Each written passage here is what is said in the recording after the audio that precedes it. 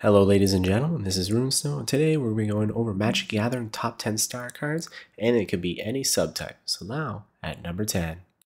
And the first card on our list is Chromatic Star. It's from various sets, and it's an uncommon or common, which you will find is quite happening with all the star cards in this video.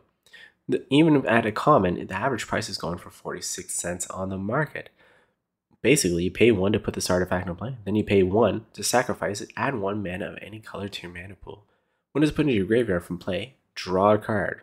That's pretty awesome for basically 2 mana. You get any mana and you draw a card. You can't really beat that, but sadly I put it at number 10. So let's move on to number 9. Which we have is Star Compass, again from various sets, being uncommon or common, but this one's actually averaging a price of $1.14 on the market. It's almost exactly like the other card, but this Star Compass, it costs 2 and it comes into play tapped, but it says add 1 mana of any color your basic land you could control produce. So it's an extra, as soon as you get that into play, it's 2 mana, and you get that extra mana every turn if it's not destroyed. That's why it's so much better, unlike the other star card, because that one you had to pay 1 to get 1 mana. This one is actually permanent, you don't sacrifice it. So let's move on to number 8, which is Falling Star from Legends. It's a rare, going for a whopping $170 on the market. It's also part of the reserve list, with all those factors of it being old and reserve list, making this $170. And finding a card like this could be pretty hard with near mint, because the reason why this is at number 8 is because of its ability, which is kind of like an unhinged ability. It says flip star onto the playing area from a height. So it's not even saying falling star, but that's what it says. At a height at least 1 foot, star must turn at least 360 degrees or it has no effect. When falling star lands, falling stars does 3 damage to each creature that it touches. Any creature jammed by falling stars that are not destroyed become tapped. So basically, you could wreck this card really badly, and because it was made way back in the day, it does not include Planeswalkers. If it did, this card would be super amazing. But I feel like they would, again, it is part of the reserve list, but nothing like this in the actual Magic world.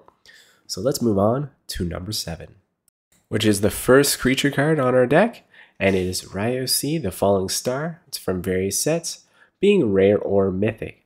And now it's going for $1.89 currently at the market. So this legend creature is a 5/5 flyer, but for 6 mana, which is pretty standard. But it does have that ability when it goes to the graveyard from the battlefield, it deals 5 damage to each creature without flying. Now you really hope your opponent doesn't have a lot of creatures, this is why, well, it could backfire or be useless because you're paying 6 mana basically to do 5 damage to each creature without flying. So you want to build a deck around this card to make it actually work. So let's move on to number 6. Which is another famous creature from the Star series. It's Kiega, the Tide Star, from various sets, being rare or mythic as well. But this one is actually $6.77 currently, right now at the time of this video. Well, it costs 6 mana for a 5/5 flyer, just like the other one. But it says when it dies, gain control of target creature. So that's really cool. It can make the opponent decide if they have a creature that wants to block this creature or not. And again, most decks do have creatures, so this would be very beneficial. So let's move halfway down our list to number 5. And halfway down our list, like I just said, is Star of Extinction from Ixalan or Mystery Booster. It's a mythic going for $6.72 currently at the time of this video. I think this card is very cool. I played it when it was released in Ixalan. Costs 7 mana, but this card says destroy target land. Okay, whatever. Star of Extinction deals 20 damage to each creature and each planeswalker. And the saying is, the visions haunt me, I see the end of the world, brought on by the search for the immortal sun. Again, there's a whole story about that, but I do have a video of the immortal sun on my channel. So it's really cool because it's kind of like destruction of the dinosaurs in the background. So let's move on to number 4, which is Kokishio, the Evening Star, from various sets, being rare or mythic, with an average price of $21.21. Again, 6 for a 5/5 flying, but this, unlike the other ones that cost 5 colors, this one actually costs 4 colors and 2 swamp. When it dies, each opponent loses 5 life. You gain life equal to the life lost this way. This is a really cool multiplayer card in general, and a really cool card at all, because you can really beat down the opponent before this creature gets into play, and losing 5 life is more important than losing creatures. So let's move on to number 3. And we have Order of the Stars. It's from Guild Pack. It's an uncommon for only 22 cents on the market. The reason why I put this here is, well, because of its ability. I think people think protection from the chosen color is an underrated ability in Magic. I absolutely love it. Costs 1 white, has Defender. It's a 0/1. It says, as Order of the Stars comes into play, choose a color. Has protection with the chosen color, like I said. So it has Defender, and there's many cards that can make cards not Defender, and you can pump it up, whatever you want. But protection from the chosen color, I think that ability is one of the top abilities in the entire Magic world. Again, that's my opinion. This is why I put it at number 3. And so let's move on to number 2, which is a really old school card, and it does have the same abilities as some cards already that exist. This is the North Star from Legends. It's a rare going for $116.47, and that's because it's probably old school.